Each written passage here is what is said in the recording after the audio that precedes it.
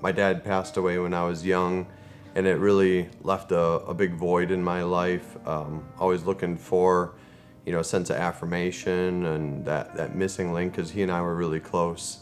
As I grew up, my mom after he passed away, she kind of dipped off and went towards worldly things and filling the void from losing him. So she started really filling it with going to bars and hanging out with other guys. We ended up getting dragged all over the place, me and my brothers.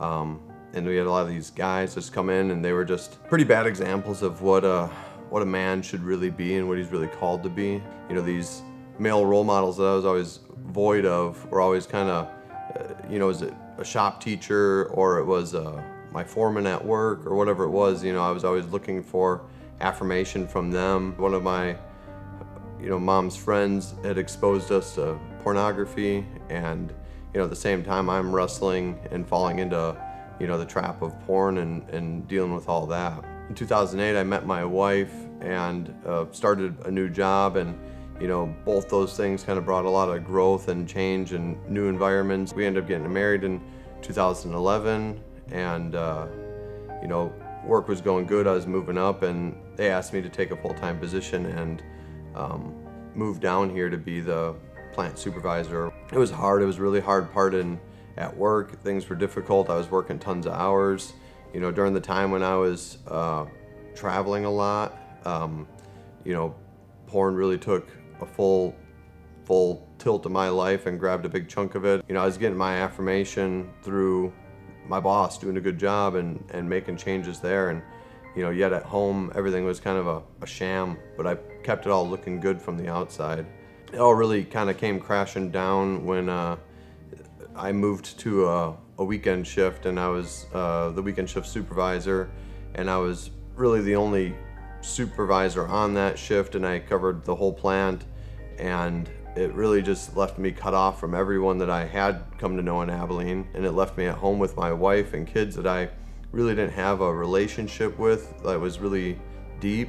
At the same time, we had some neighbors that moved in, and I went over and cut their grass one day when it was long. They came over to say thank you, and they ended up inviting my wife out to a Bible study, and she started going to that. She'd come back from that, and she'd hear some things and tell me about it, and I'd just kind of tear it down and naysay it. The neighbor guy, Ryan Trowbridge, he asked me to come out dove hunting with him, and he'd put a sermon on and really kind of pursued after me, and God really used him to get a hold of me. Jeff Smith had been leading a Bible study at Mad Coffee called Purify, and through there was a guy that had a testimony of how God just saved him from his addiction to pornography, and it wasn't just like a miraculous saving from it, but it was like he got the strength to fight and to work through it, and he was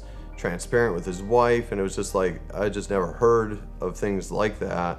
I asked God to free me from my addiction to porn and for me to start a relationship, and I told him I'd follow him. And that was when it all kind of started, where I would start chasing after him, and I started reading my Bible, and it was a change so much that my wife thought I was kind of faking it and putting on a show to convince her I'm different. We decided to go to a re-engage, and our first night on Newcomers, I was walking out, and I told her about how I was struggling with porn. She prayed about it, and we decided to work through it.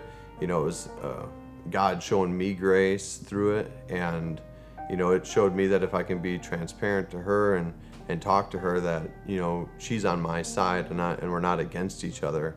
I finally started seeing that my identity wasn't being a supervisor or a welder or a welding engineer or a fabricator, but I'm a son of God. And when I walk in that, it really doesn't matter what I do, because that's my definition, that's my worth.